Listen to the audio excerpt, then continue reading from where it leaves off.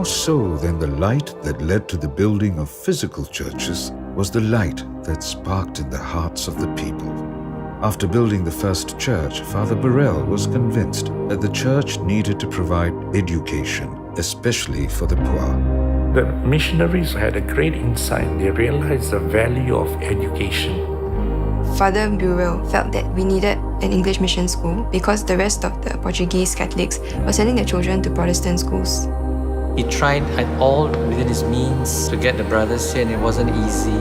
He wrote many times to Rome and to the Brother Superior General, and he was not one to sit back and just wait for replies. So that's why he went back again to Europe to make sure that he would travel with the brothers and the sisters and come down to Singapore. 6 brothers and 4 IJ sisters on the ship, the La Julie.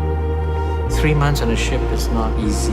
In fact, there was a story of one of the sisters. She died 2 weeks before they reached Singapore.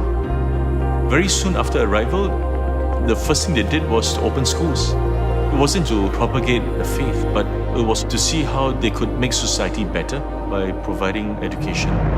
In the first years, SJI at the Bras Basah, at that time, SJI was known as St. John's Free School because education was to be provided free. SJI was started in 1852 by the LaSalle brothers. It was situated diagonally opposite the cathedral, where the current Singapore Arts Museum occupies. For the IJ sisters, Father Burrell forked out his own money to pay for a piece of land across the cathedral to build them a convent. With the second batch, we had Mother MacTeal, and she had the inspiration to start the education for girls. Within 10 days, she started already gathering the poor girls, and the school began. When this place was really dilapidated, they had a house over there, not like that now. There was no door. They had to use an umbrella for privacy, 2 pots, 2 pans, and things like that. Very hard times, but they persevered and went on. That's why it's the courage, daring spirit that touched me. They managed to get the piece of land that is where the current, what is now known as Chimes. It is from there that the IJ school started out, with the very first one in Victoria Street. When we came here to Singapore, we accepted children of any background. We didn't only bring in Catholics. Children from every background came to the school, and we were accepting. Openness to other religions have always been the hallmark of IJ. So it was from these 2 lights that many more Catholic schools came to be built.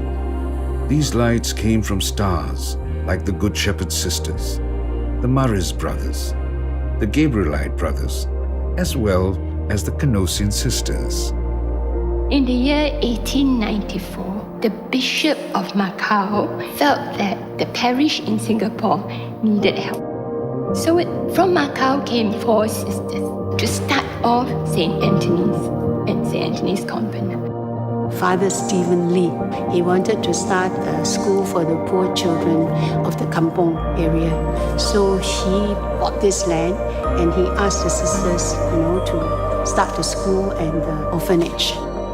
The orphanage flourished. More and more girls who were in need of schooling, in need of help, were given that opportunity which they didn't have. And later on, we started a school for hearing impaired children, which later on became Canossian School for the hearing impaired. The Catholic Church would be the single biggest contributor of education in society. We cater to every sector of the student body. Catholic education is about helping the person to be the best that he or she can be and to contribute back to society. Following fast on the heels of education, orphanages were being set up in convents and parishes to take care of the little ones who were being abandoned. Word got around that the sisters would actually pick up any abandoned babies that were placed at their gate. It became known as the Gate of Hope. I remember there were about 100 orphans. 120 of them. 120 orphans. The sisters had great psychology by inviting those of us who studied in the schools to ask us to come, to give them hugs, to actually hug the babies and give them love. I was one of them. I was in this school, and every recess time, I would sacrifice my recess and went to the baby house. Played with them, fed them. And I brought my friends along. Then we have a sister who would be just washing nappies, but she does it with such joy, and everything she does is for the love of God. What is important is really to recognize that really it's God who calls, and it's God who always inspires. It's living your faith that you touch the people.